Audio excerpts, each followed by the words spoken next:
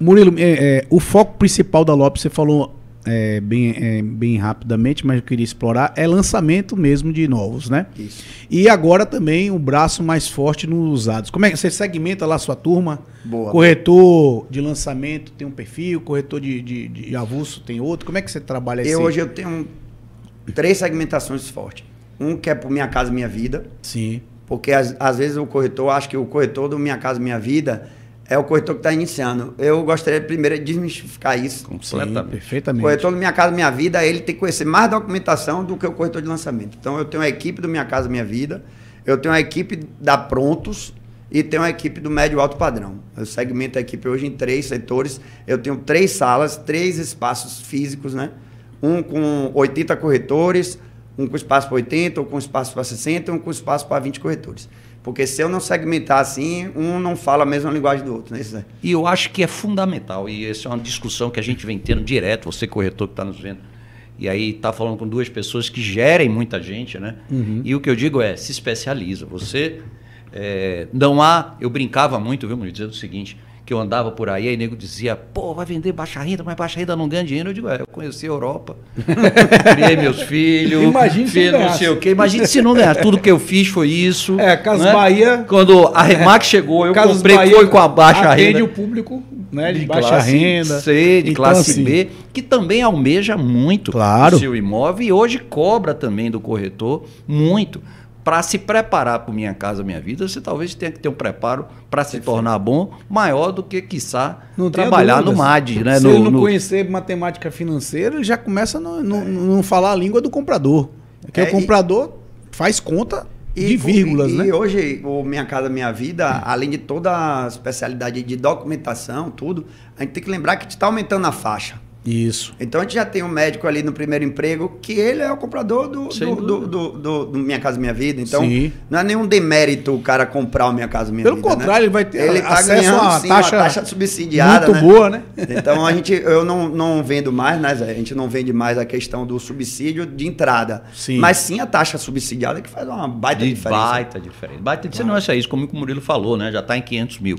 Não, e também a gente percebe a evolução dos imóveis Minha Casa Minha Vida, perfeito, né? Bairros já com estruturas mais adequadas, você percebe, não é só mais a trabalhar a periferia, né? Perfeito. Hoje você já está vindo para Pituaçu, Patamares, mas eu queria me manter nisso aí que vocês dois estão colocando. O que é que vocês veem disso? Porque eu me lembro quando a Elo resolvi especializar ela no segmento econômico naquela época. De forma assertiva, pegou todo MRV, né? Todo aquele povo que estava, de alguma forma, vindo para poder trabalhar. Os paulistas, inclusive, né? Rossi, aí veio o termo, aquela turma, Cirela, todo mundo. Porra, todo mundo.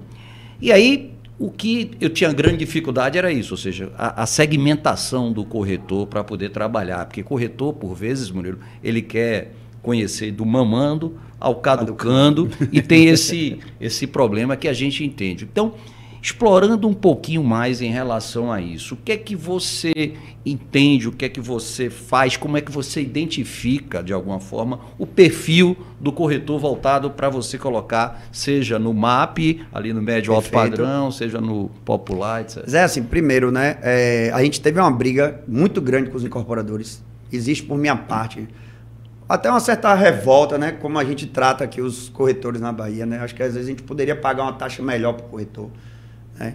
A gente está presente em quase todos os estados e assim, a gente brigou muito com os incorporadores para aumentar a taxa do Minha Casa Minha Vida. Hoje é quase um consenso que Minha Casa Minha Vida paga 4% para as imobiliárias. E a gente repassa para o corretor 2% do Minha Casa Minha Vida. Então, parceria mesmo, sociedade mesmo, 50-50. Então, porque aí, se você lembrar que na estrutura ainda tem o gerente, coordenador, diretor, os custos da própria empresa. Os custos da própria empresa, exatamente. Anúncio e exatamente, né? Deslocamento. O staff jurídico, financeiro, marketing, RH, enfim. E tem um governozinho que leva de tributação que é o maior na sócio, nota, né? Que é o... Né? Esse é a minha maior revolta. Para quem aí paga tudo certinho, igual a gente que está aqui na mesa paga tudo certinho, é a tributação demais. é muito alta. Mas assim, então a gente brigou, a gente fez um trabalho de base com os principais incorporadores, que foi para aumentar a taxa. Então a gente já começa tendo a taxa mais atrativa para o corretor do Minha Casa Minha Vida. E depois a gente consegue explicar para o corretor que tem hoje na pirâmide de cliente comprador, muito mais na base do Minha Casa Minha Vida do que no médio alto ou no altíssimo. Então a gente consegue dar aquela sedução real para o corretor, porque o corretor ele vai precisar se envolver muito mais, né? Para conhecer de documentação, conhecer de incentivo por parte do governo. Então, a gente faz pelo RH essa divisão. Depois, se ele se identificar no Minha Casa Minha Vida, ele vai ser direcionado para um gerente do Minha Casa Minha Vida. Se ele optar por médio alto, ele vai para o médio alto. Ou se ele optar pelo avulso, ele vai para o avulso. Mas eu prefiro que o avulso só vá corretor experiente. Mais de 2, 3 anos de Cresce. Que para poder avaliar, para poder atender um cliente, ele precisa ter um pouquinho de conhecimento do mercado. E as perguntas são diferentes também, né? A demanda do avulso é bem diferente. Porque o cliente no avulso, ele fala muito o nome do prédio, né?